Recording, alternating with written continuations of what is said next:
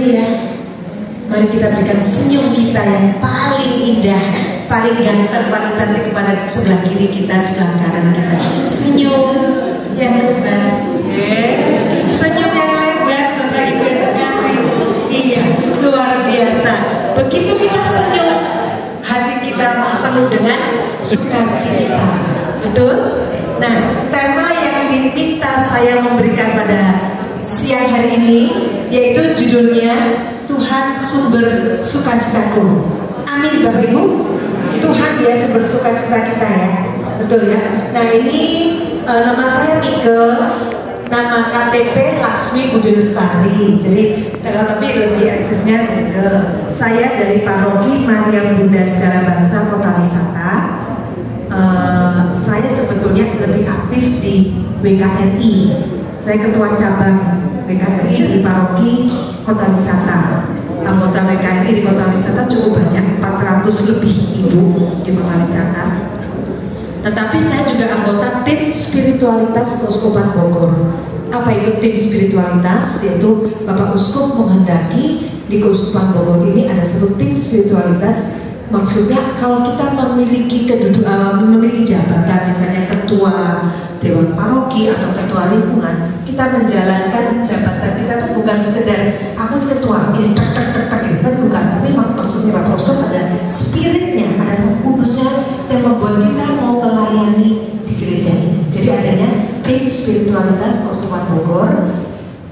Mungkin Bu Indra atau saya meminta ke tim spiritualitas dan ketua mengutus saya untuk hadir di sini untuk memberikan firman, sedikit firman untuk Bapak Ibu yang terkasih. Ini keluarga saya, keluarga kecil saya itu mungkin ya tahun yang lalu mungkin suami saya Hubertus mungkin pernah hadir, saya lupa pernah memberi di Paroki Sukasari. Tapi Tuhan sudah panggil tahun 2021. Tepatnya 7 Mei 2021 karena COVID di Wisma Atlet waktu itu suami saya dia lebih aktif di Keuskupan Bogor dibanding saya. Kemudian kami anggota Ordo Ketiga Karmel. Mungkin kalau di sini Fransiskan, Ordo Ketiga Fransiskan ya. Tapi kalau saya dengan suami saya Ordo Ketiga Karmel, Karmel Awam. Kemudian mantu saya baru 1, cucu saya baru 1. Ya, jadi kita ingin berbicara pada siang hari tentang Tuhan sukacita. Baik, lanjut dulu. Nah, apa sih arti sukacita? Apakah sukacita itu sama dengan bahagia, gembira, senang? Bagaimana menurut Ibu? Apakah sukacita itu?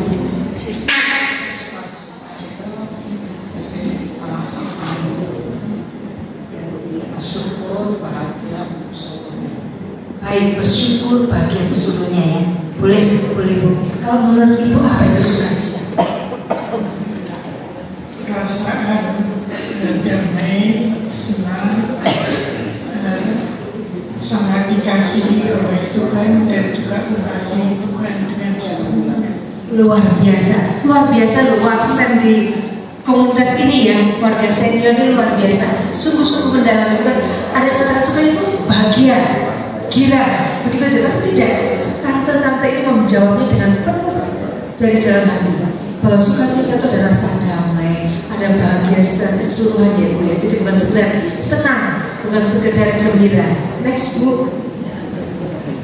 Nah, sukacita adalah perasaan bahagia yang mendalam yang kita rasakan ketika kita mendapatkan atau mengharapkan sesuatu yang baik. Betul ya Bu ya, perasaan yang mendalam. Kalau menurut kitab suci, sukacita bukanlah suatu emosi, bukan sebuah emosi, melainkan rasa damai saat mengalami pencobaan. Sukacita adalah sesuatu yang Tuhan titipkan bagi kita melalui Roh Kudus. Yesus adalah sumber kedamaian dan sukacita. Sukacita bukanlah emosi, melainkan rasa damai saat kita mengalami pencobaan.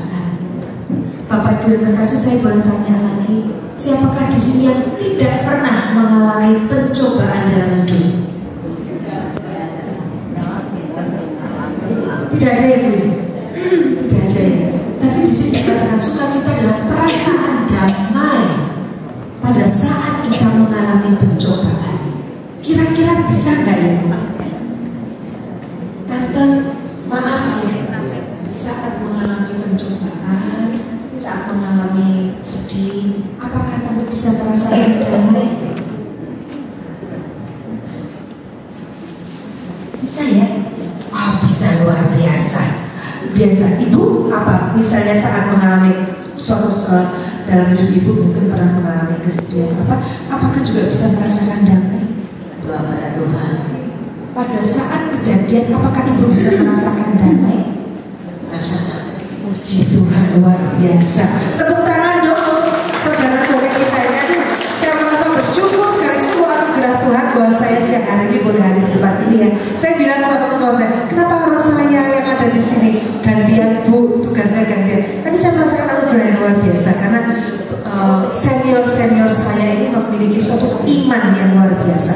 Saya tidak pernah mendapatkan untuk sampai sini mendapatkan jawaban yang negatif, tapi jawabannya sangat-sangat positif. Ya Ibu ya, bahwa pada saat kita merasakan pencobaan, kita merasakan damai. Itulah sukacita yang diharapkan dari kitab suci. Berikutnya Bu. Nah, sukacita itu sangat penting dalam kehidupan kita. Ya Bu ya, Bapak Ibu, sukacita sangat penting dalam kehidupan kita. Mengapa? Yang pertama, bagi kerohanian kita. Ya, ada 3 hal.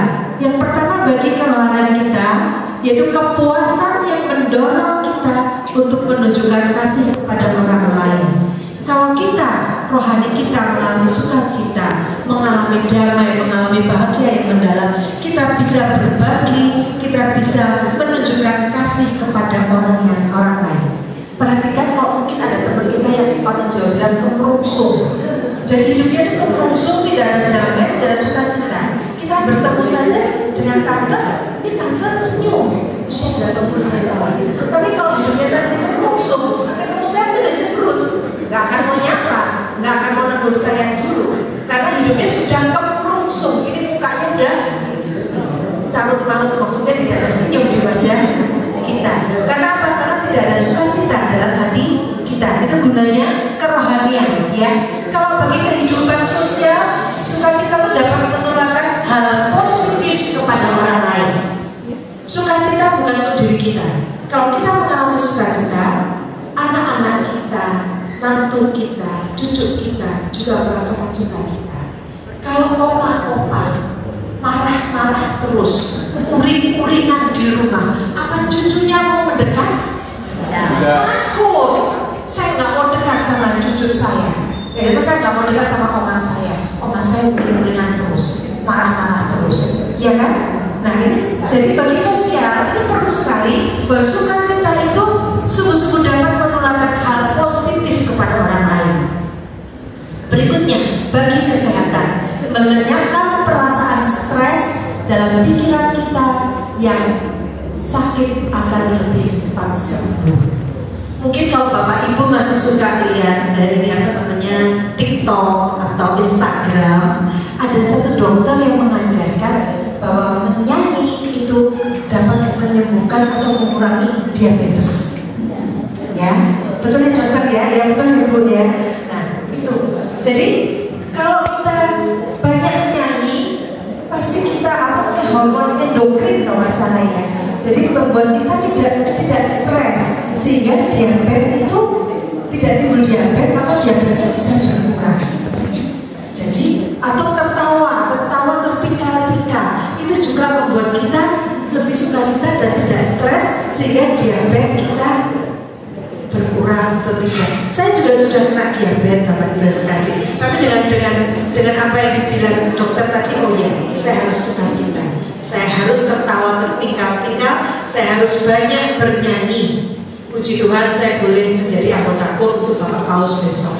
Siang nanti harus latihan lagi. Jadi kebetulan saya hobi bernyanyi, jadi itu salah satu hiburan buat saya karena saya diabetes dari pola hidup saya yang salah, dari keturunan. Tapi puji Tuhan Allah sudah memberikan itu, makanya saya harus mengatur hidup saya, bagaimana saya bisa mengolah hidup saya supaya saya bisa sembuh dari diabetes itu, ya. Baik, berikutnya Ibu. Nah, ini sebetulnya di atasnya ada kata-kata bersukacita adalah kunci mengatasi tekanan dan kesulitan hidup. Sukacita yang sejati bukanlah yang berasal dari apa yang kita alami. Sukacita berasal daripada Tuhan. Sukacita karena Tuhan inilah yang memberikan kekuatan untuk kita. Jadi saya setuju dengan panitia yang memberikan tema Tuhan sudah sukacitaku. Tuhanlah yang memampukan kita untuk membuat sukacita. Saat kita mengalami kesedihan, saat kita mengalami stres, apakah di sini ada yang tidak pernah stres? Mungkin usia 70 tahun, 80 tahun, apakah ada Bapak Ibu yang tidak pernah mengalami stres? Tolong angkat tangan, saya minta resepnya. Dalam hidup pasti ada. Pernah ya Bu ya? Pernah. Pernah, tapi Tuhan bisa diatasi. Itu yang penting. Kita pernah stres, kita pernah sedih, tapi Tuhan Yesus yang selalu menolong kita dan mengeluarkan dari stres. Nah, kunci mengatasi tekanan dan kesulitan hidup next berikutnya. Nah ini, bisakah kita benar-benar bersukacita di dalam segala keadaan? Di sini kita akan berbicara dengan firman Tuhan. Yang pertama, Alkitab mengajarkan ada 4 strategi. Ada 4 strategi bagaimana kita bisa bersukacita di dalam segala keadaan. Kita pasti, saya katakan pasti, Tuhan izinkan berikan sesuatu yang membuat kita stres, tapi itu merupakan ujian kita supaya kita naik kelas. Iman kita semakin bertumbuh, sehingga kita di dalam kehidupan semakin memiliki harapan dan iman yang lebih kuat kepada Tuhan Yesus. Nomor satu adalah pikirkan hal-hal yang benar. Baca sama-sama Bapak Ibu. 1, pikirkan hal-hal yang benar. Sekali lagi boleh? Nomor 1, pikirkan hal-hal yang benar. Firman Tuhan mengatakan, sebab itu janganlah kamu khawatir akan hari esok, karena hari esok mempunyai kesusahannya sendiri. Kesusahan sehari cukuplah untuk sehari. Pikirkan hal-hal yang benar. Seringkali pikiran kita lebih ke khawatir dan gelisah. Seringkali kita waktu mungkin masih usia 40 atau 40 ya, nanti anak saya bisa nggak ya lulus kuliah? Nanti anak saya dapat istrinya seperti apa ya? Nanti bagaimana kehidupan anak saya? Suami saya dulu juga berpikir seperti itu. Sebelum meninggal berpikir nanti anak kita jodohnya seperti apa? Nanti cucu kita seperti apa? Nanti bagaimana kehidupan anak-anak kita yang dapat kerja bagus kah? Banyak banget yang dipikirkan. Yang di luar yang seharusnya belum saatnya, tapi kita sudah memikirkan jauh ke depan dengan segala kekhawatiran. Bukan planning, kita menabung, kita oke. Tapi dengan kekhawatiran. Atau mungkin yang gampang, ada yang memikirkan besok apakah kita mungkin ada yang dalam kesulitan ekonomi, besok kita mau makan apa ya? Atau besok kita nanti untuk bayar uang sekolah anak bagaimana? Mungkin ada juga yang mengalami hal seperti itu, kekhawatiran. Atau ada juga berpikir bagaimana nanti tua kita nanti, apakah anak-anak kita akan memperhatikan kita? Mungkin Bapak Ibu berpikir seperti itu. Apakah anak-anak kita akan perhatian dengan kita setelah mereka menikah, setelah mereka mempunyai anak-anak? Apakah saya harus tinggal di panti jompo? Ataukah saya harus tinggal bagaimana? Itu sering kali pikiran-pikiran yang tidak benar, pikiran atau ketakutan seperti itu ada dalam pikiran kita. Padahal anak-anak kita sangat-sangat mencintai kita dan sangat memperhatikan kita. Tapi kekhawatiran kita, ketakutan kita yang berpikir di dalam pikiran kita. Jadi saya mengajak Bapak Ibu terkasih, mulai hari ini kita memikirkan hal-hal yang benar. Dan dalam firman Tuhan mengatakan kita tidak boleh khawatir. Seringkali kita memang ketakutan akan hal-hal yang belum terjadi. Tapi kembali ingat firman Tuhan ini. Kekhawatiran hari ini cukup hari ini. Kesulitan hari ini cukup hari ini. Kita bersyukur hari ini. Kita harus bisa melalui hari ini. Karena besok akan ada kesulitan yang lain. Tapi kita tetap punya prinsip bahwa Tuhan Yesus selalu menolong kita dalam saat ini. Jadi dengan mengatakan seperti itu, ibu akan lebih tenang, ibu akan lebih damai, dan yang penting ibu bisa merasakan sukacita. Setuju? Setuju ya Bu ya? Oke, kita lanjutkan ibu yang kedua. Nah yang kedua ini dikatakan berdoalah untuk segala sesuatu. Kita ulangi bersama-sama. Berdoalah untuk segala sesuatu. Boleh kita ulangi lagi sekali lagi? Berdoalah untuk segala sesuatu. Puji Tuhan. Semoga ini yang Pak katakan banyak. Saat kita mengalami kekhawatiran, saat kita mengalami kegelisahan, adakah ibu-ibu yang langsung sujud untuk berdoa? Angkat tangan. Saat kita mengalami kekhawatiran, saat kita mengalami kegelisahan, kita langsung ambil tempat doa, kemudian kita bersujud dan lari ke hadapan Tuhan Yesus. Angkat tangan lagi Bapak Ibu terkasih. Puji Tuhan. Ya, puji Tuhan. Inilah yang dikatakan. Berdoalah untuk segala sesuatu, dan apa saja yang kamu minta dalam doa dengan penuh kepercayaan, kamu akan menerimanya. Saya ulangi ya Bapak Ibu ya. Dan apa saja yang kamu minta dalam doa dengan penuh kepercayaan, kamu akan menerimanya. Itu tidak berlaku pada waktu kita masih muda, tidak.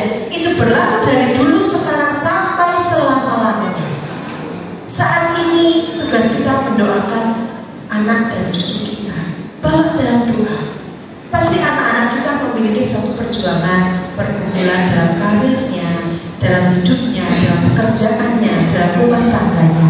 Kita sebagai orang tua, kita terus support mereka dengan doa. Berdoalah dalam segala sesuatu. Dari kecemasan, kegelisahan, kita berdoa, kita akan mengalami damai sukacita. Selanjutnya,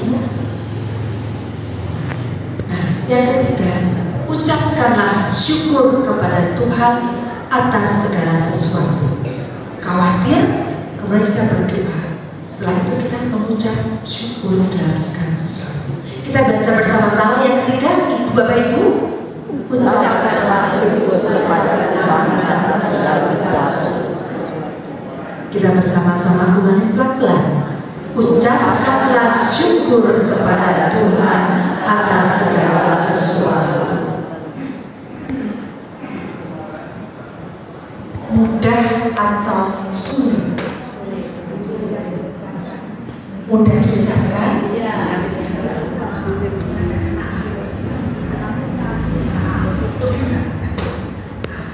Mudah mengucapkan, tapi sulit untuk melakukan. Tapi kita harus berusaha. Saya punya cerita ibu saya, mama saya itu mungkin orang yang baru kenal mungkin merasa aneh. Seringkali kalau misalnya kita bilang, "Mah, ada kecelakaan loh, Mah, di situ teman siapa begitu mengalami kecelakaan." Mama saya jawabnya apa? Puji Tuhan. Dikit-dikit puji Tuhan. Berita bukan berita yang bahagia, bukan berita baik, tapi mama saya mengatakan puji Tuhan. Saya awalnya mungkin masih kuliah atau mungkin aneh ya mama ini ya. Dikit-dikit puji Tuhan, dikit-dikit puji Tuhan. Tapi ternyata itu yang mungkin dikehendaki Tuhan untuk bersyukur dalam segala sesuatu. Jadi sekarang pun saya jadi ketularan. Jadi kalau anak saya bilang, "Mah, tadi aku ini nggak bisa ujiannya ini." Puji Tuhan. Anak saya putus dari pacar. "Mah, aku putus dari pacar." Tapi kebetulan pacarnya juga muslim juga. Saya langsung spontan, puji Tuhan. Loh, puji Tuhan. Iya, Tuhan memberikan yang terbaik. Karena anak saya memang berpacar dan sama-sama agamanya. Saya tidak melarang, tapi saya berdoa. Begitu saya dia mengatakan, "Mah, saya putus dengan pacar," saya puji Tuhan. Karena Tuhan memberikan yang terbaik. Nah, ini yang dikatakan dalam firman Tuhan. Bersukacitalah senantiasa, tetaplah berdoa, mengucap syukurlah dalam segala hal, sebab itulah yang dikehendaki Allah di dalam Kristus Yesus bagi kamu. Di firman Tuhan luar biasa. Ya, jadi saya ulangi ya, bersukacita senantiasa, tetaplah berdoa, mengucap syukurlah dalam segala hal, sebab itulah yang dikehendaki Allah di dalam Kristus yang membagikan. Bapak Ibu yang terkasih, kita harus belajar untuk bisa mengucap syukur dalam segala hal. Saya tidak ingin Bapak Ibu mengalami sesuatu yang tidak enak, tetapi jika ada yang dialami, pergumulan Bapak Ibu alami saat ini, pada saat Bapak Ibu bisa menarik nafas panjang, syukur kepada Allah, itu akan mengalami suatu kelegaan yang luar biasa. Pada saat suami saya meninggal, saya berusaha mengatakan, memberikan berita syukur kepada Allah. Tuhan sudah memanggil suami saya. Saya berusaha untuk menulis seperti itu. Syukur kepada Allah, Tuhan sudah memanggil suami saya. Tuhan Yesus sudah mencintai suami saya. Berat buat saya anak 3. Mungkin seperti mendadak, tapi memang masuk ke ICU kan 8 hari. Waktu kena COVID itu 8 hari di ICU, kemudian ya Tuhan panggil. Jadi saya juga lagi kondisi apa namanya di Wisma Atlet, jadi saya juga tidak bisa ikut memakamkan. Jadi hanya anak saya nomor 1, anak saya nomor 2 dan 3 ada di Wisma Atlet juga. Jadi suami saya dimakamkan secara kita menyaksikannya secara online. Tapi disitulah saya harus banyak bersyukur, dan mungkin Bapak Ibu juga bisa merasa belajar untuk menarik nafas panjang, mengucapkan syukur kepada Allah. Pada saat anak-anak kita mengalami masalah, kita hanya bisa memuji Tuhan dan bersyukur kepada Tuhan. Karena pada saat itu kita akan merasakan damai dan pikiran kita bisa lebih tenang, jadi kita bisa membantu anak-anak kita memberikan solusi. Yang ketiga, kemudian yang keempat, ini pikirkan. Sorry, tadi nomor 1 tadi apa ya Bu? Ada yang salah. Sebentar. Itu yang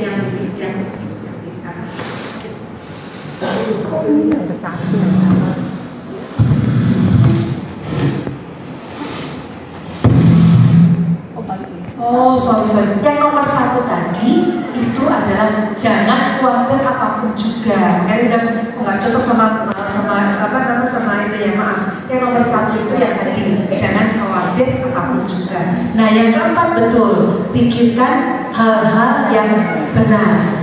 Jadi akhirnya saudara-saudara, semua yang benar, semua yang mulia, semua yang adil, semua yang suci, semua yang manis, semua yang sedap didengar, semua yang disebut kebajikan dan patut dipuji, pikirkan semua itu.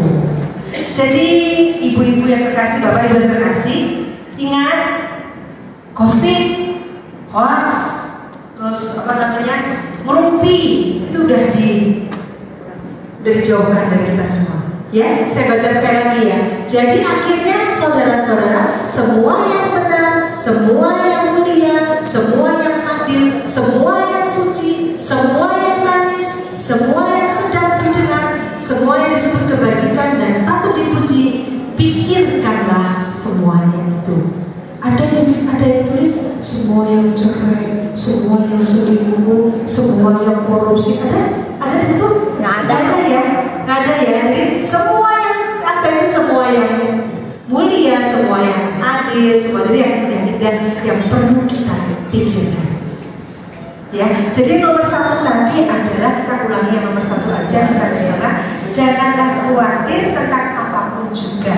Apa Bapak Ibu nomor 1? Ya. Jangan khawatir tentang apapun juga.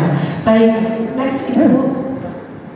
Nah, kalau kita bisa melaksanakan jangan khawatir tentang apapun juga, kemudian berdoa segala sesuatu, kemudian ucapan syukur, dan yang keempat pikirkan hal yang benar, apa yang akan Tuhan berikan kepada kita? Damai. Kita baca bersama-sama. Damai sejahtera Allah yang melampaui akal akan memelihara hati dan pikiranmu dalam Kristus Yesus. Damai sejahtera akan kita terima pada saat kita berjuang, kita melaksanakan 4 tadi, dan kita akan mengalami sukacita. Dan yang terakhir lagi Ibu, bersukacitalah senantiasa dalam Tuhan. Sekali lagi aku katakan, bersukacitalah. Ini yang katakan Tuhan, bukan saya. Jadi dalam firman Tuhan kita diberitakan, bersukacitalah senantiasa dalam Tuhan. Sekali lagi aku katakan, bersukacitalah. Siap Bapak Ibu terkasih? Siap? Siap. Baik, waktu saya habis, sudah diberitakan oleh Panitia. Saya ingin berdoa. Saya mohon izin setelah ini saya langsung pulang dari makan siang pada saat ini, karena harus menjadi wali baptis di paroki saya. Harusnya jam 2:30 ya Romo, tiba-tiba dimajukan jam 1 upacaranya. Jadi saya dari sini langsung kembali ke kota wisata. Ya. Senang sekali bisa berjumpa dengan Bapak Ibu. Saya boleh berdoa untuk Bapak Ibu pada saat ini. Baik-baik kita berdoa. Allah Bapa yang Maha Kasih, terima kasih Tuhan untuk anugerah yang Kau berikan kepada kami pada saat ini. Engkau kumpulkan kami di tempat ini Tuhan. Kau berikan waktu Tuhan untuk kami bersama-sama memuji dan memuliakan nama-Mu, bersama-sama berkomunitas dalam tempat ini. Terima kasih Tuhan, kami memiliki teman-teman yang senantiasa saling mengasihi dan mencintai. Pada saat ini Tuhan, curahkanlah sukacita dalam hati kami. Tuhan, jika ada beban, kegelisahan, ketakutan, biarlah aku mampu menarik nafas panjang dan mengatakan syukur kepada Allah, dan alirkan kasih-Mu dalam diriku, sehingga aku sungguh mengalami sukacita dalam hidupku. Biar sukacita itu boleh kubagikan kepada keluarga, kepada anak-anak dan cucu. Sukacita yang selalu kubagikan kepada teman-teman dimanapun aku jumpai. Terima kasih Tuhan, berkat-Mu selalu mengalir dalam hidupku, berkat-Mu selalu mengalir kita semua yang ada di sini. Dalam nama Tuhan Allah, dalam nama Tuhan Yesus, dalam nama Kudus, kami berdoa. Amin. Dalam nama Bapa dan Putra dan Roh Kudus. Amin. Selamat siang Bapak Ibu terkasih, sampai jumpa kembali. Tuhan Yesus memberkati kita semua. Berarti tadi ke kanan, yang ketiga ke kiri ya Bu. Jadi dua-duanya dapat oleh-oleh. Oke.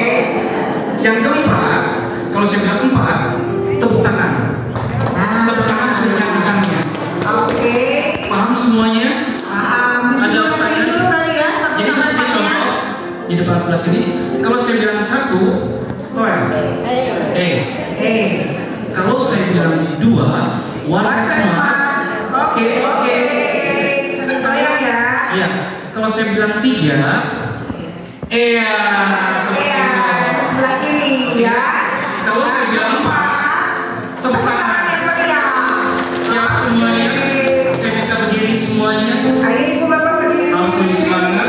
Jadi yang kira-kira masih complicated, otak kita berani, kita sadarkan dulu semuanya. Oke? Kita mulai. 1.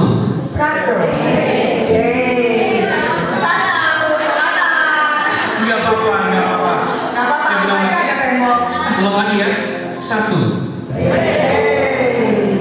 2.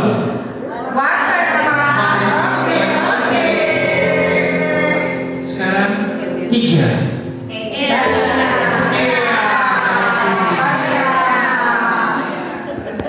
1. Cepat ya.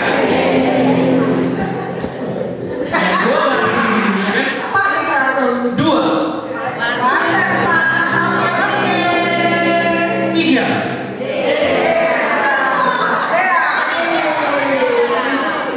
4. Saya ini satu lagu dulu ya. Tahu foto Baby Angsa? Tahu dong, anak-anak kita kan. Makanya kita gantiin banyak foto Baby Angsa. Tapi soal ini, kalau saya bilang ke sini, kalau saya tunjuk sini,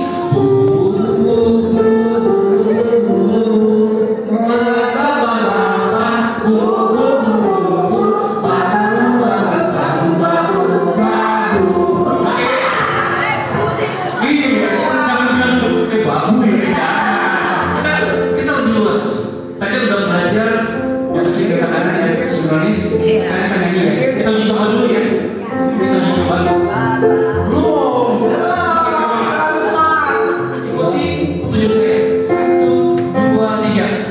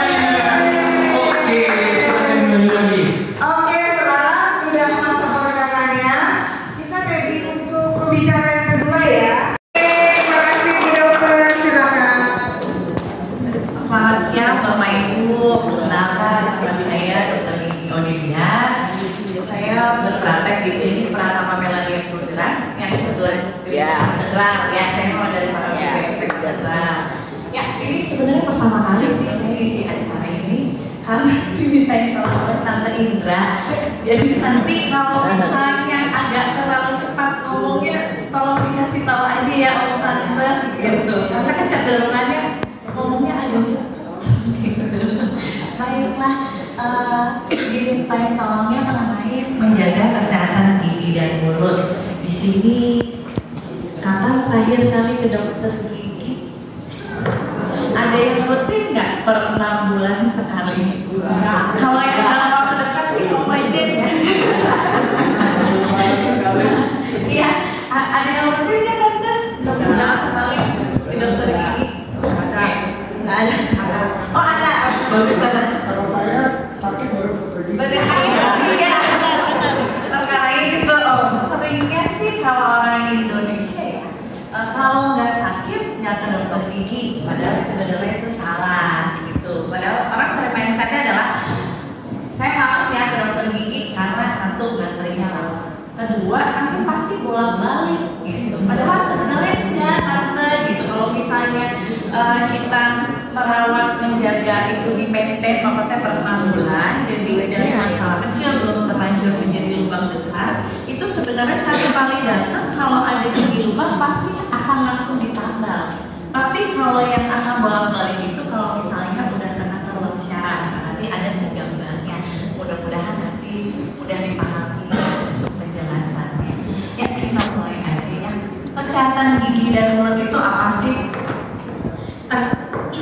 Keadaan sehat dari jaringan keras dan jaringan lunak gigi serta unsur-unsur yang berhubungan dalam rongga mulut yang memungkinkan individu makan, berbicara, dan berinteraksi sosial tanpa disfungsi, gangguan estetik, dan ketidaknyamanan karena adanya penyakit penyimpangan oklusi dan kehilangan gigi sehingga mampu hidup produktif secara sosial dan ekonomi.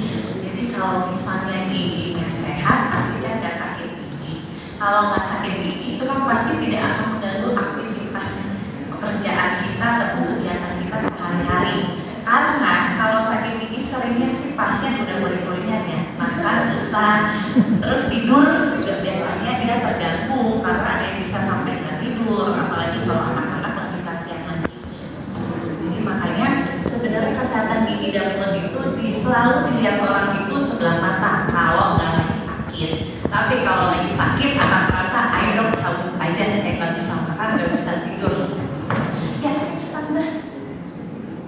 Bagian-bagian mulut saja itu aja, yaitu ada bibir, ada rongga mulut, ada gigi gusi. Bibir pasti jalan masuknya makan dan minuman. Untuk rongga mulut sendiri, organ pertama yang berperan dalam proses pencernaan makanan dan minuman. Kemudian kalau gigi membantu fungsi mulut dalam sistem pencernaan dengan merobek dan mengunyah makanan yang kita makan. Untuk gusi itu fungsinya untuk menopang gigi itu sendiri. Next. Ya, kemudian ada lidah berperan juga dalam menempatkan posisi dan menelan makanan. Kemudian kita juga punya kelenjar ludah. Kelenjar ludah itu pasti untuk menghasilkan air liur dan juga ada yang mengandung enzim pencernaan untuk membantu dalam sistem pencernaan kita. Ya, ini gambarnya pasti udah pada tahu semua ya. Nah, masalah gigi dan mulut yang sering terjadi. Satu, gigi berlubang atau karies, pasti ini udah pada tahu ya. Sebuah penyakit infeksi bakteri yang merusak struktur jaringan keras gigi. Jadi gigi itu sebenarnya jaringan terkeras di dalam tubuh, karena sampai kita meninggal pun sebenarnya gigi itu tidak hancur gitu. Karena makanya kadang-kadang kalau mahasiswa kedokteran gigi ada yang suruh cari gigi sampai ke makam, karena itu memang masih utuh di dalam gigi. Ada yang beli sampai karena kita itu juga saya nggak tahu ya sistemnya gimana ya gitu. Tapi memang ada yang sampai cari ke makam, memang karena kita pada saat kuliah kita harus mencari gigi yang nggak rusak. Nah sedangkan giginya rusak kan kalau orang hidup sebenarnya mau nyambut ya oleh tanda gitu. Jadi pasti ada yang cari ke sana gitu. Ini contohnya. Yang ini untuk contoh karies atau gigi berlubang untuk gigi depan. Ini juga paling banyak ya kalau di sini. Awalnya pasti dari ngelip makanan di samping. Kan kadang-kadang kita kalau sikatan celah antar gigi itu kan kita nggak bisa sikat ya gitu. Jadi kita hanya permukaan atasnya aja. Jadi kalau pembersihan giginya kurang tepat, kurang baik, itu bisa menyebabkan berlubang seperti yang gambar sebelah depan ini. Dan kalau ini akan mempengaruhi pasti psikologis. Karena kalau apalagi kalau wanita masih muda, anak-anak, dia misalnya punya pekerjaan seperti PR atau apa, dia berhubungan dengan orang, rata-rata akan malu gitu. Makanya kenapa kelihatannya sepele tapi itu memberikan efek psikologis gitu. Makanya untuk menjaga kesehatan gigi dan mulut itu penting.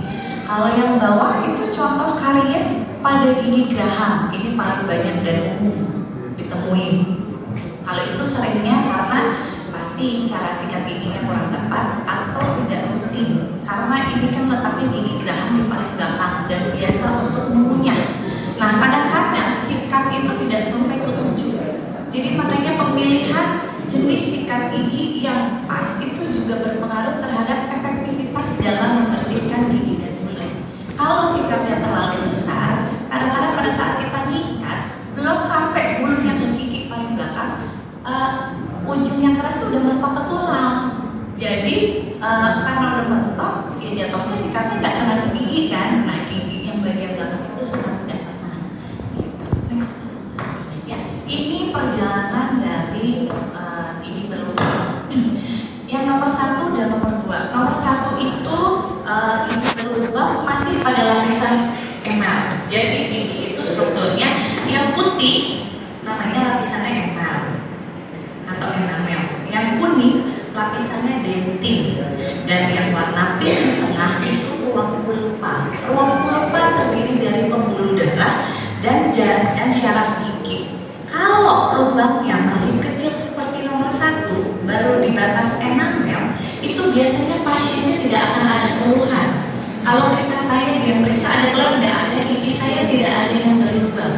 Tapi pada saat nanti kita periksa, itu baru ketahuan. Tapi enaknya kalau ini masih lubang yang nomor 1, pada saat kita tambah itu hanya 1 kali datang. Kedua, pada saat kita bersihkan itu dia tidak terasa sakit, jadi pasien lebih nyaman. Gitu. Jadi untuk pasien atau apalagi anak-anak ya, mungkin kalau misalnya orang punya cucu atau apa, itu mulai bisa diperkenalkan ke dokter gigi. Gitu. Untuk mencegah dia jangan sampai lubangnya udah keburu dalam baru ketahuan. Karena nanti pada saat ke dokter gigi kita bersihkan, kemungkinan ada timbul rasa nyeri ada. Dan kalau anak-anak biasanya nanti akan kapok, anggapannya nggak mau ke dokter gigi sakit, gitu. Takut lihat alatnya dia, terus bayangannya adalah sakit karena saya pernah kesana sakit gitu. Sedangkan lubangnya itu sebenarnya udah sampai di nomor 3 atau 4 gitu.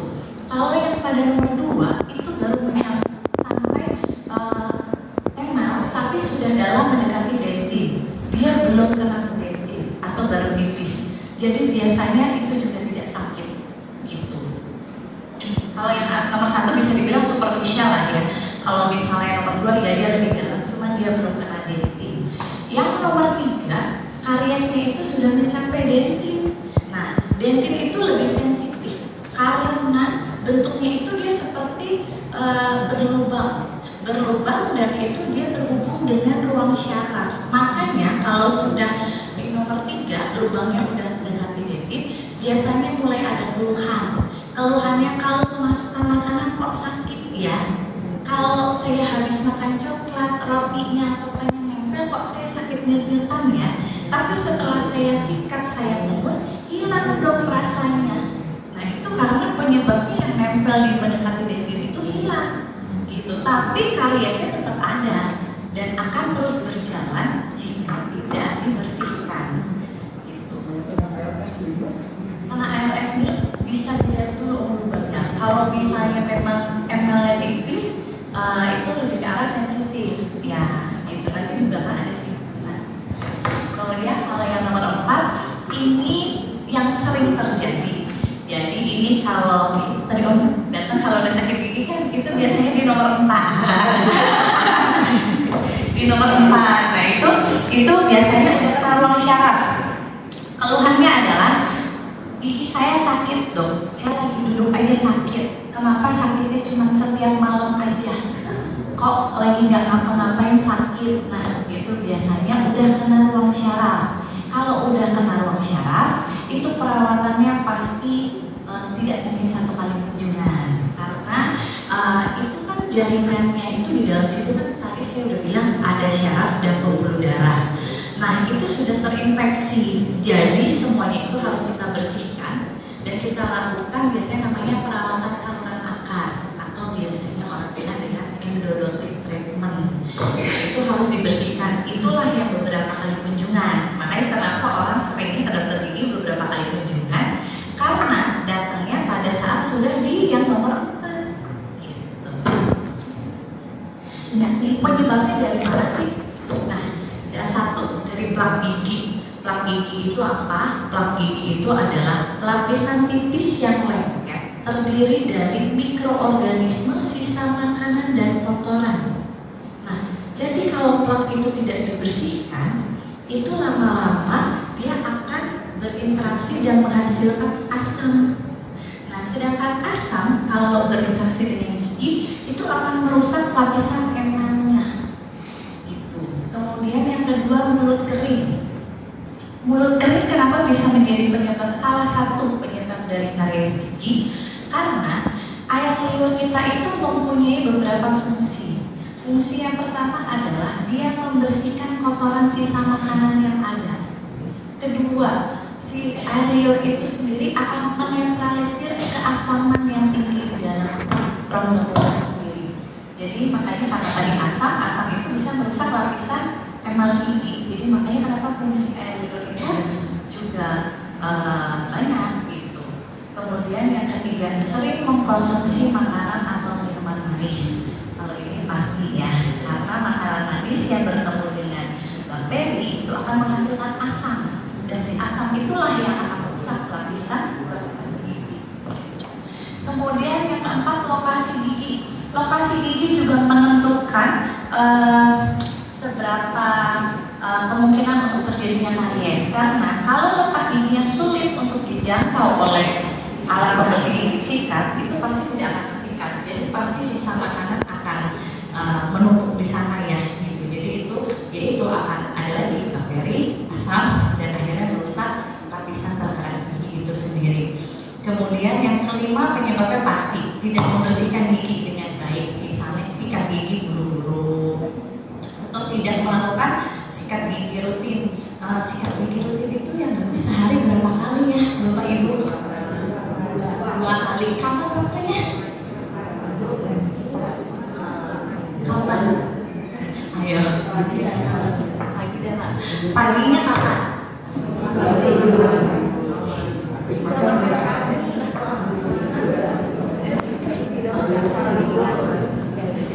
Oke, jadi untuk waktu pembersihan gigi atau sikat gigi yang tepat itu ada dua. Jadi sehari 2 kali. Yang pertama itu adalah pagi setelah sarapan. Tapi setelah sarapan pun minimal 30 menit sampai 1 jam setelah sarapan baru waktu ideal dalam menyikat gigi. Karena pada saat kita makan itu kan akan banyak kandungan karbohidrat atau sisa makanan. Pada saat itulah kondisi emal kita sebenarnya lemah. Jadi kalau Om Tante langsung sikat pada saat itu juga emalnya lemah, jaringan emal itu akan ikutan rontok bersama kotoran giginya. Jadi lama-lama jaringan emalnya akan tipis. Ya, nah itu membutuhkan waktu kurang lebih 30 menit sampai emal itu mengeras kembali. Jadi yang baik adalah setelah makan sambil menunggu bisa dengan kumur-kumur air putih sampai nanti 30 menit atau 1 jam baru nanti Om Tante sikat gigi. Kalau yang kedua, malam sebelum tidur. Definisi malam sebelum tidur itu adalah tidur dalam kondisi gigi yang bersih. Jadi kalau sikat gigi jam 7 malam udah. Tapi ada anak atau cucunya bawa martabak jam 9, terus makan lagi, terus gak sikatan lagi. Nah itu salah. Jadi intinya tidur dalam kondisi bersih. Jadi definisi sikat gigi malam sebelum tidur itu adalah tidur dalam kondisi gigi yang bersih. Gitu. Jadi kalau misalnya mau sikat gigi itu ada makan lagi, boleh Tante, tapi habis itu sikatan lagi. Gitu. Nah itu kan tadi saya bilang, bakteri yang ketemu dengan gula atau makanan manis, dia akan menghasilkan asam. Dan asam akan menempel di gigi dan lama-lama akan merusak lapisan berkeras gigi dan akan terjadi karies gigi. Yang paling sering yang kedua yaitu penyakit jaringan penyandang gigi atau periodontitis. Jadi gigi itu dapat berdiri didukung oleh jaringan periodontal namanya. Jaringan periodontal itu terdiri dari tulang, kemudian ligamen periodontal, gusi, dan juga stetum. Nah, infeksi gusi yang dapat menyebabkan kerusakan pada gusi, tulang rahang, dan jaringan lunak di sekitar gusi itu sendiri. Itulah definisi dari penyakit periodontal. Ini perbedaannya ya. Jadi kalau yang paling kiri kanan ya, itu adalah gusi sehat. Gusi sehat biasanya warnanya agak pink-pink. Nah, kemudian kalau gusi radang itu namanya gingivitis. Jadi radang gusi biasanya dia berwarna kemerahan dan kalau tersentuh mudah berdarah.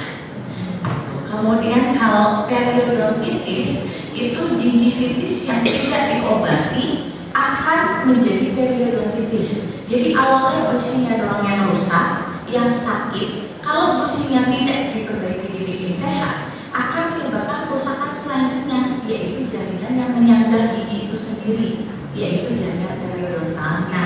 Makanya namanya periodontitis, radang pada jaringan penyangga gigi.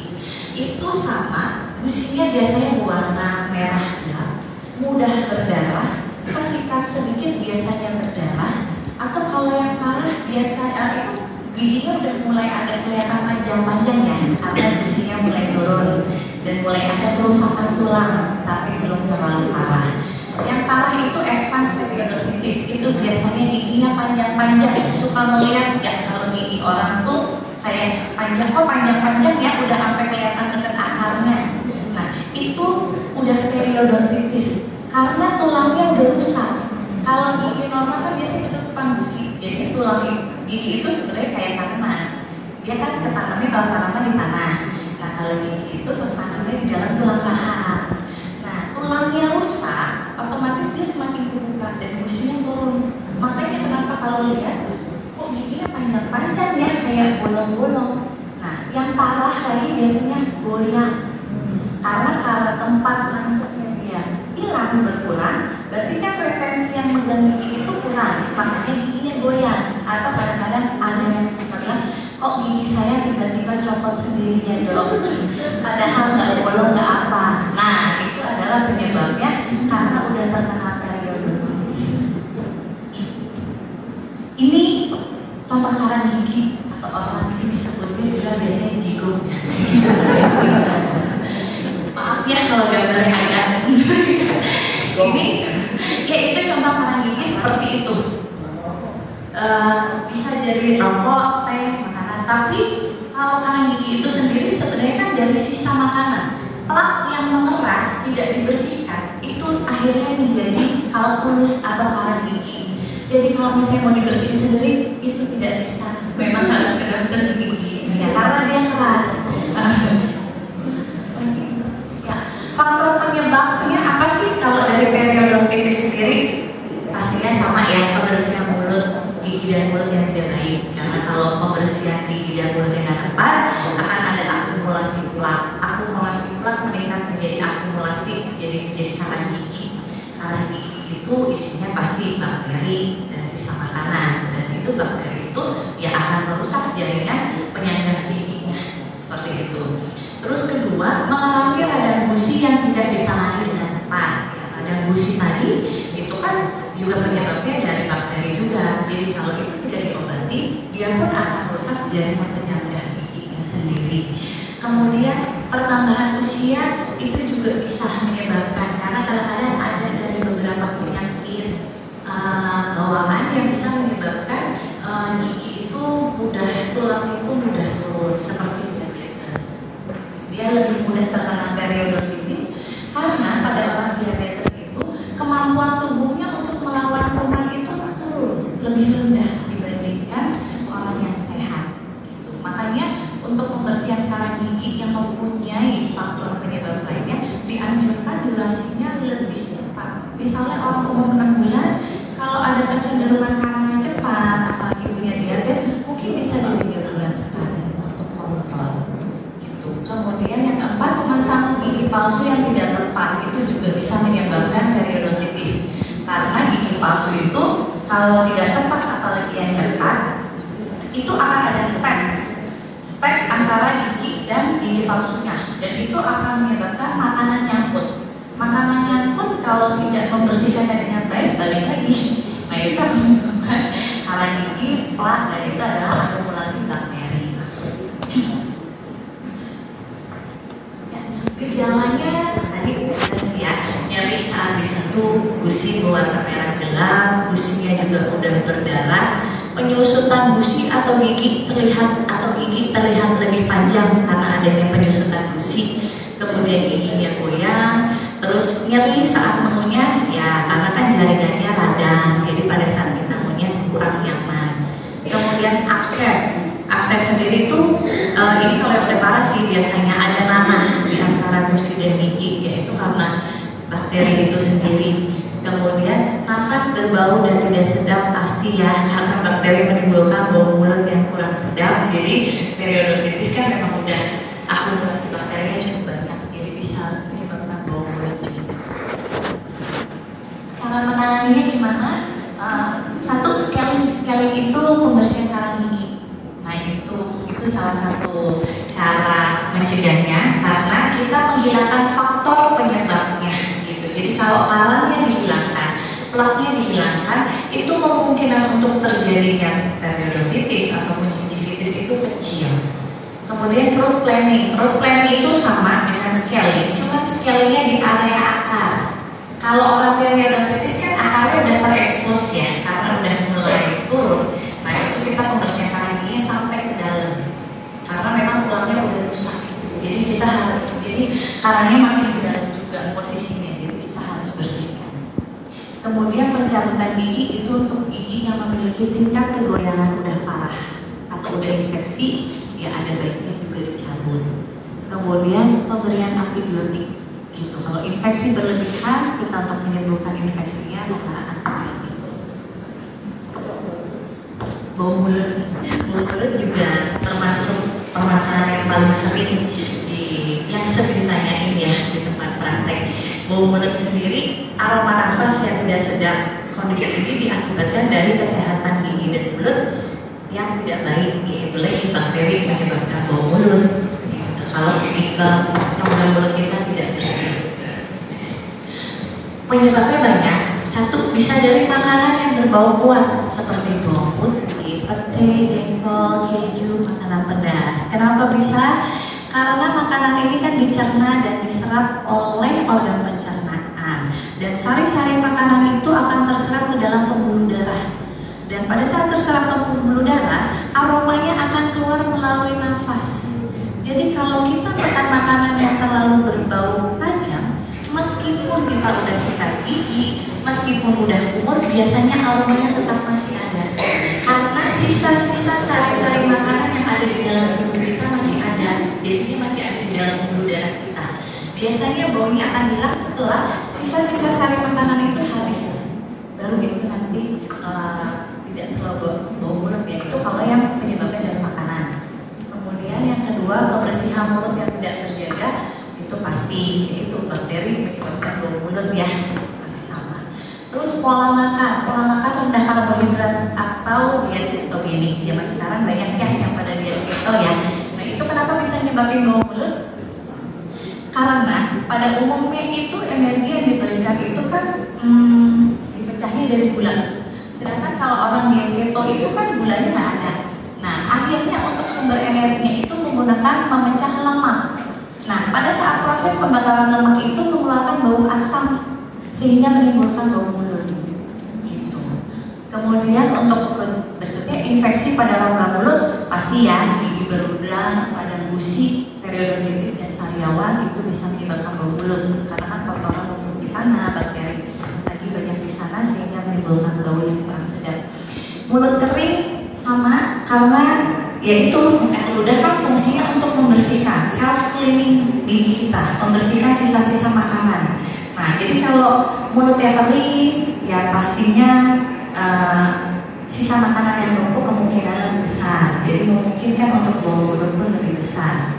Kebiasaan merokok dan mengkonsumsi minuman alkohol pasti ya, kalau orang merokok kan ada yang menempel baunya di dalam mulutnya, itu menyebabkan yang tidak sedap. Kemudian kondisi kesehatan seperti sinusitis, amandel, diabetes dan lain-lain itu juga bisa menyebabkan bau mulutnya kurang sedap. Dari obat-obatan juga bisa, karena ada yang obat-obatan itu yang menekan fungsi air liur. Jadi air liur yang hasilnya kecil, mulut kering, nah balik lagi lah ya, bakteri dan sisa makanan yang bisa menyebabkan bau mulut. Kehamilan itu dari hormonal sih. Cara nanganinnya gimana? Kalau bau mulut yaitu memperbaiki gaya hidup ya, kalau merokok berhenti merokok, terus perbanyak minum air putih, apalagi kalau misalnya udah mempunyai air liurnya itu udah mulai sedikit karena minum obat sama penyakit tertentu, disarankan untuk banyak minum air putih agar sisa makanan yang ada kan terbuang ya gitu. Terus menangani penyakit gigi dan mulutnya pasti kalau periodontitis atau gigi berlubang ya giginya tabel, kalau misalnya periodontitis ya kalau tulusnya dibersihkan. Kemudian obat yang mengganti obat yang menimbulkan bau mulut, kalau ini bisa dikomunikasikan dengan dokter yang merawat. Jadi misalnya punya penyakit tertentu, dokter semenjak minum ini jadi bau mulut ya gitu. Mungkin karena menyebabkan punya efek samping menekan kelenjar liurnya untuk produksi lebih banyak. Nah itu nanti bisa dikomunikasikan dengan dokter yang merawat. Jadi bisa diganti mungkin dengan obat yang fungsinya sama tapi bisa tetap. Kemudian mengunyah permen karet tanpa gula, karena mengunyah permen karet itu menghasilkan air liur lebih banyak. Sariawan berbeda, pada tahu ya, atau pada video.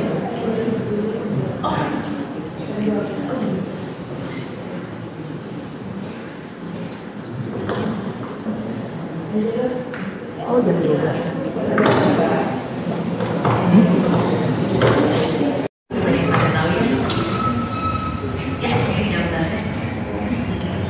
Oke, penyebabnya bisa karena tergigit, bisa juga karena perubahan hormon atau kekurangan nutrisi, kemudian merokok, stres juga bisa, kemudian bisa juga karena penyakit autoimun.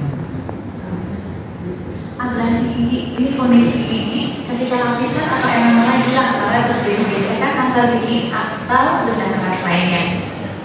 Ini contohnya, ini biasanya paling sering. Nah ini biasanya disebabkannya karena sikat giginya terlalu kencang. Jadi sikatnya keras, terus kencang. Banyak pada bilang saya kalau nggak keras berasa nggak bersih dong. Nah itu sebenarnya salah juga, nggak boleh terlalu kencang karena lapisan enamel bisa habis. Ini biasanya kalau kalian ngilu pada saat minum atau makanan yang dingin ya, tapi tidak berubah. Ya karena memang lapisan enamelnya yang habis gitu. Ya maksudnya itu baik bisa cara menggosok gigi yang salah, pemakaian tusuk gigi juga bisa, mempunyai kebiasaan menggigit benda keras, ataupun sisa menggertakkan gigi. Ada yang kalau kita tuh nggak sadar, ya. Nah, gejalanya tadi udah ya, gigi sensitif, bentuknya seperti beruncing ke dalam dan mudah terinfeksi. Kenapa mudah terinfeksi? Karena bentuknya kecil ke dalam, itu pasti susah dibersihkan. Sisa makanan yang lama-lama terjadi karies aktif di sana. Jadi gigi berlubang tapi dari samping. Ya. Kemudian cara mengatasinya pasti menghilangkan kebiasaan buruk, memperbaiki cara menyikat gigi, menggunakan pasta gigi berfluoride, terus menggunakan mouthguard itu untuk yang bersistem ya. Jadi ada kayak dari silikon, biasanya dipakai malam hari. Dia biasakan dengan gigi lainnya itu kurang, jadi tidak merusak gigi yang berlawanan. Kemudian menambal gigi. Ya, cara mengikat gigi. Ya, cara mengikat gigi itu adalah meletakkan sikatnya itu sudutnya 45 derajat. Jadi dia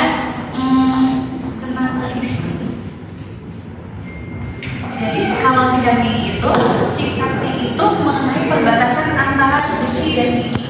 Jadi kalau bagian giginya aja, tapi dekat gusinya juga. Jadi sambil diputar perlahan. Diputar perlahan, terus sambil seperti dibuang ke bawah kalau gigi atas. Kalau bawah dibuangnya ke arah. Jadi itu sekalian ada memasaj area gusi. Itu biar sisa makanannya bakal habis. Ya, itu tujuannya gini. Di dalam gigi antara gusi dan gigi ini sebenarnya dia ada sebuah sulcus namanya. Sulcus. Nah, sulcus kecil ini kadang-kadang supaya nyelip makanan. Jadi makanya kenapa perlunya itu kalau sikat itu 45 derajat, kita putar perlahan sambil kita buang ke bawah. Ini sambil buang ke bawah. Jadi biar ini yang kemasan keluar. Tekan ke bawah, makanya karang gigi supaya nyelipnya di bawah posisi karena tak kesikat. Karena kan biasanya orang kita cuma gini, berarti kan sebenarnya bibir ya. Jadi kalau ingat gigi, bibirnya akan kebuka ke arah semua, dibuka semuanya sampai ke ini kita begini ya. Karena dia sininya kena. Karena banyak orang, apalagi anak-anak karies di area sini. Jadi nanti mungkin bisa sambil dilihat cucunya ya, karena kalau cucunya saya giginya masih pada bagus-bagus. Ini biasanya begini. 45 derajat sambil diputar perlahan dibuang ke bawah. Kalau atas, kalau bawah ini kan berarti ke atas, berarti ini dibuang ke atas ini perlahan ya tante, dan tekanannya jangan terlalu keras biar tidak terjadi abrasi seperti tadi gitu. Kemudian mengenai seluruh permukaan gigi ya, kalau area dalam ya disikat dari dalam seperti caranya sama, cuma semua sisi gigi. Ya, ini alat-alat untuk membersihkan. Yang paling kiri pasti tahu ya, itu sikat gigi. Kalau yang sebelah sini namanya interdental brush. Interdental brush itu brushnya bentuknya kecil. Biasanya dibutuhkan untuk orang yang punya penyakit periodontal. Kalau penyakit periodontal kayak tadi kan tadi kelihatan ya, giginya agak panjang. Kemudian gusinya kan kayak lowong-lowong ya. Maksudnya antar ini kan kalau gigi sehat dia rata. Gusi gigi rapet. Nah kalau udah kena periodontitis dia kan kayak bolong-bolong. Nah si sikat interdental itu untuk membersihkan area interdental. Area interdental itu area antar gigi sebelahnya. Jadi yang sebelah sini. Jadi itu bisa membersihkan sikatnya area sini. Ada gambaran? Oh ini dulu. Ini dental floss. Dental floss ini banyak yang belum punya kebiasaan pakai ini. Jadi udah pasti. Jadi itu untuk membersihkan antar gigi. Jadi area celah sini kan nggak bersihkan. Nah itu kita menggunakan dental floss dilewatin karena gigi berlubang banyak yang di antara dua gigi ini karena makanan nyelip dan tidak kesikat. Nah itu bisa dikeluarinnya menggunakan dental floss bukan dengan tusuk gigi. Karena kalau tusuk gigi nanti bisa melukai gusinya. Next. Ini dental brush yang tadi saya bilang. Ya, makanya itu namanya area antar dua gigi, itu namanya area interdental. Nah, jadi makanya sikatnya itu dimasukin di area samping, biar samping situ kesikat. Iya kan namanya. Wah, ada contohnya. Oh, benar. Iya, ini boleh. Ini dental proses sekarang sudah banyak yang kayak gini, jadi lebih mudah mengganggu. Kalau yang kayak tali, dia dipotong, kemudian kita iketin dua kait untuk tangan kanan, dua kait di tangan kiri. Memang lebih susah sih, lebih gampang yang di model kayak gini ya. Gitu.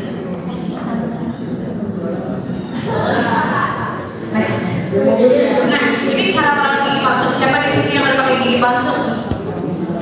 Banyak. Berusaha. Ya, cara merawatnya gigi palsu yang lepasan tiap malam itu harus dilepas ya. Karena sampai sejauh ini masih banyak yang tahunya adalah harus dipakai. Pasien saya tadi malam pun dipakai nggak pernah dilepas, sudah 2 tahun pakai. Gitu. Kenapa harus dilepas? Itu sebenarnya untuk mengistirahatkan area rongga mulut kita. Karena pada saat menggunakan gigi palsu lepasan, area rongga mulut kita itu tertekan oleh gigi palsunya. Gitu. Dan kadang-kadang banyak sisa makanan kan yang nempel di gigi palsunya juga. Jadi itu tidak tersikat atau tidak bersih. Gitu. Kemudian merendam gigi palsu setiap malam atau saat tidak digunakan, tapi sudah dibersihkan ya. Jadi caranya membersih. Jadi kalau mau menyimpan itu gigi palsunya kita lepas, kita sikat gigi kita dalam rongga mulut, kemudian kita sikat juga gigi palsunya. Menyikat gigi palsunya dengan menggunakan sikat yang lembut di bawah air mengalir, tapi tidak perlu menggunakan odol ataupun cairan lainnya. Karena kalau untuk cairan lainnya nanti bisa menyebabkan gigi palsunya longgar atau melukai permukaan dari gigi palsu itu sendiri. Jadi kalau terus megangnya juga hati-hati ya, karena kadang-kadang jatuh jadinya pecah atau jadi untuk menghindarinya bisa misalnya di wastafelnya itu dialasin pakai handuk atau pegangnya di atas tisu, kemudian sambil dilap di bawah air mengalir disikat perlahan gitu di seluruh permukaan gigi palsunya, dari plat dalam ke yang kecil-kecil sampai dengan area yang depannya gitu. Kemudian ini udah memakai pasir rutin dan pastinya menggunakan wadah penyimpanan, karena banyak kejadian itu hilang gara-gara ditaruh di atas tisu, nggak tahu suaminya atau anaknya masih hilang gigi palsu saya. Itu baru minggu lalu juga kejadian pasien ya. Jadi makanya itulah gunanya menggunakan tempat, jadi biar keciri. Nah iya gitu, karena asal taruh yang pada terbuang ya gitu. Udah ya, ini seperti tadi ya udah dijelasin juga tadi gitu. Untuk makanan yang baik ya sayuran, buah, susu, ikan itu baik ya untuk gigi dan mulut kita. Kalau serat karena dia juga membantu membersihkan gigi. Kemudian yang juga ini yang tidak baik, jadi es, alkohol atau makanan manis lainnya. Mulut juga terus bikin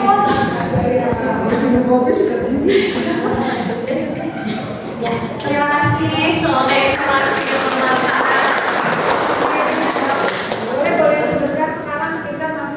Tanya jawab ya. Baik, siapa